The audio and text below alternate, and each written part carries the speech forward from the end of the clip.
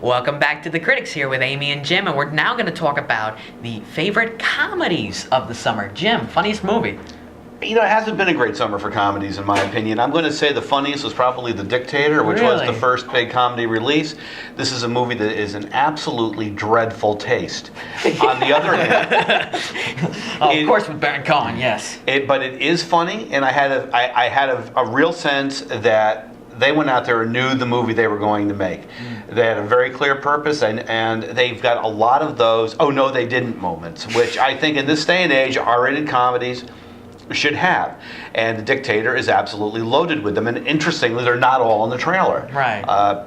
And that was a fairly short movie, I believe, as well. Oh my God, it was like, I don't know, it was 45 minutes. Something minutes. Yeah, it was under an hour and a half. Same goes for The Campaign, which I thought was really funny. I laughed a lot. Will Ferrell and I think Zach Galifianakis really shined in that movie, even more than Ferrell. He's really a pro, but it was Galifianakis' movie, I think. I enjoy Will Ferrell. I know some people are freaked out by him, but I like his brand of comedy, which is really surreal. And I thought, Galifianakis was fantastic. And it's not a great satire. It's not a great political satire. I think it makes a couple of interesting points. It does. About election finance reform and that sort of thing. But the main purpose is to just crack really outrageous Dylan jokes. McDermott was solid. Dylan McDermott, I liked his performance. Actually, I thought he was the funniest thing in the movie. He was pretty funny when he showed up with the cereal bowl. Right. I liked it. I didn't love it.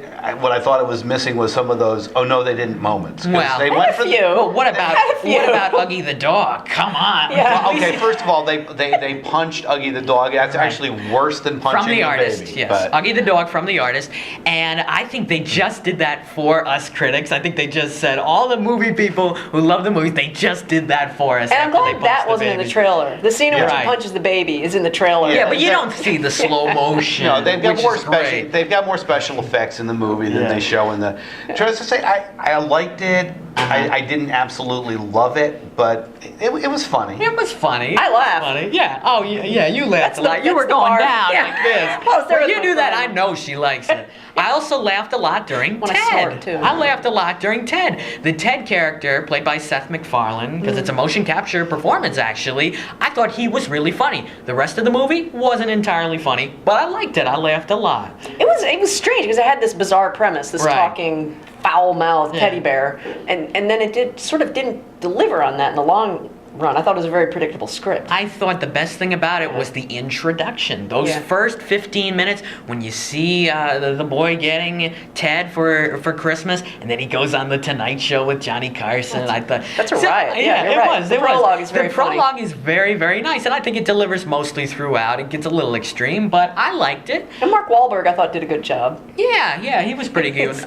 One other comedy, I would say, it's sort of comedy, it's sort of a drama as well, is a delightful little film called Ruby Sparks, and it stars Paul Dano and Zoe Kazan, and she wrote the script as well, and it's about this writer who dreams up of a girl in his mind and then writes about her. He's a struggling writer, and then all of a sudden she comes into his life, and I thought it was delightful. It's quirky. It's from the directors of Little Miss Sunshine, and I just embraced it. I loved it. I know you loved Rock of Ages. I did love Rock of Ages. That movie cracked me up.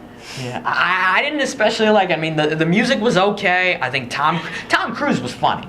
Tom Cruise made that movie. That was, I still say that was a completely fearless performance. Yes. That was one where he went out there and was not afraid to let the audience hate him for all the early scenes when he's in the movie, you're laughing at him and not with him. He's a total egomaniacal dirtbag is what he is. And he does it really well. I wasn't expecting him to be in it so much. Yeah. Like they put him and Tom Cruise in the trailers and the posters. But he's the star of the movie, even more than Julianne Hough. I gotta say, that movie did make me laugh, and especially, I love the duet between Russell Brand and Alec Baldwin. That's gotta be... Best musical number of the year.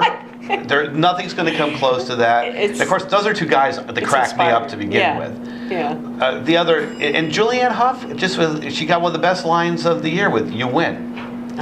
When she's like I'm a stripper, I'm dancing in a gentleman's club, and he's standing there in this horrible boy band outfit, and I'm in a boy band. And she's like, You win. Yeah, that's a good line. So yeah, I thought it was okay. I didn't love The Best Exotic Marigold Hotel, which is more of a drama a little bit than a comedy. But yeah, it just I didn't feel emotionally attached to any of the characters. I took a solemn vow years ago to never pan Judi Dench. So yeah. I'm kind of With all the Bond movies, you never. But there's too many of those Brits in there. It's such a great cast. Dev Patel ruins the movie. I mean, here's the flow with all the senior citizens, and then. They had to have somebody under 60 in that film. Well, yeah, but they could have cut his whole character right in half. I don't know. I thought he was funny. I liked him. And I loved Bill Nye. I loved Judi Dench. I loved Maggie Smith. It's a good cast. Tom Wilkinson, it's a good cast.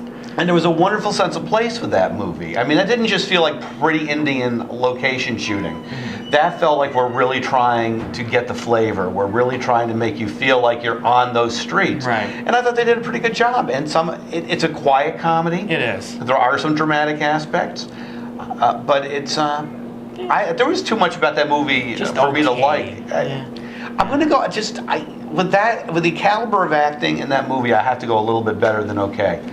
Okay, all right. One really quickly, Men in Black 3. Loved it. I didn't laugh a whole lot. You could sort of say it's a comedy, even though it's got action. It worked for me. It worked for me. But see, my favorite comedy of the year so far, my favorite film of the year so far too, is not even. I don't know. You said you didn't laugh at it at all, so maybe it's not even a comedy. That's Moonrise Kingdom. I love Moonrise Kingdom. It's sort of a comedy. It's sort of a comedy. I loved it. I loved it. I didn't laugh a lot. Bill Murray's the best thing in the movie. He's okay, but. Oh, okay. Yeah. Well, we can continue this conversation. Yes, we will continue this in another segment. Those are our favorite comedies of the summer so far.